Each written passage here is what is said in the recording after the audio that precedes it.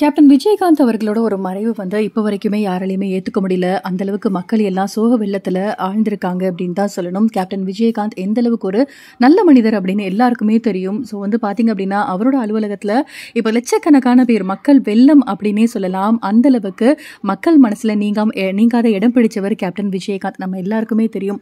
இதை தொடர்ந்து நிறைய பேர் வந்து அஞ்சலி செலுத்திட்டு போனாங்க. முதலமைச்சர்லேருந்து நடிகர் விஜய், மன்சூர் அலிகான், விஜய் சேதுபதி அப்படின்னு சொல்லி நடிகர் சங்கத்திலேருந்து எல்லாருமே வந்து தமிழ் திரையுலகத்தில் சேர்ந்த நிறைய பேர் வந்து அஞ்சலி செலுத்திட்டு போனாங்க. இருந்தாலும் நடிகர் வடிவேலு ஏன் வந்து அஞ்சலி செலுத்தவே வரல அப்படின்னு சொல்லி நிறைய பேர் கேட்டுட்டு இருக்காங்க. அது மட்டும் இல்லாமல் வடிவேலுவை பயங்கரமாக திட்டிட்டும் இருக்காங்கல்ல.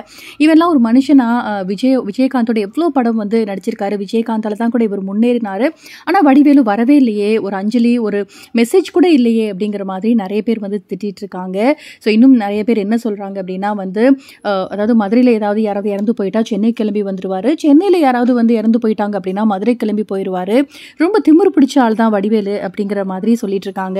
இன்னொரு விஷயம் என்ன அப்படின்னா நிறைய படங்கள் சேர்ந்து பண்ணியிருக்காங்க. வடிவேலு விஜயகாந்த் ரெண்டு பேருமே நிறைய படங்கள் நடித்தாலும் ஒரு கட்டத்தில் பார்த்தீங்க அப்படின்னா ரெண்டு பேருக்கும் வந்து பிரச்சனை ஏற்பட்டு பேச்சுவார்த்தைகள் இல்லை அப்படின்னா கூட நிறைய மேடைகளில் வந்து விஜயகாந்த் ரொம்ப அசிங்கமாக பேசியிருக்காரு வடிவேலு.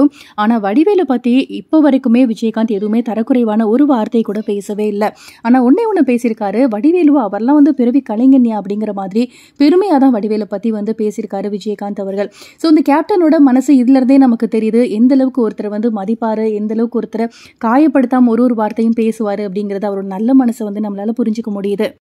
நீ எல்லாம் வந்து இப்படி இருக்கியே, ஒரு மனுஷனுக்கு வந்து ஒரு அஞ்சலி செலுத்த, ஏன்னா கோடான கோடி மக்கள் வந்து இன்னைக்குமே கண்ணீர் விட்டு அழுதுட்டு இருக்காங்க கேப்டன் போயிட்டாரு அப்படின்னு சொல்லிட்டு.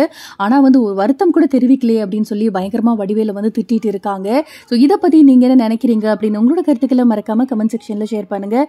அண்ட் இந்த மாதிரி மோர் அப்டேட்க்கு நம்ம சேனலை சப்ஸ்கிரைப் பண்ணுங்கள். தேங்க்யூ.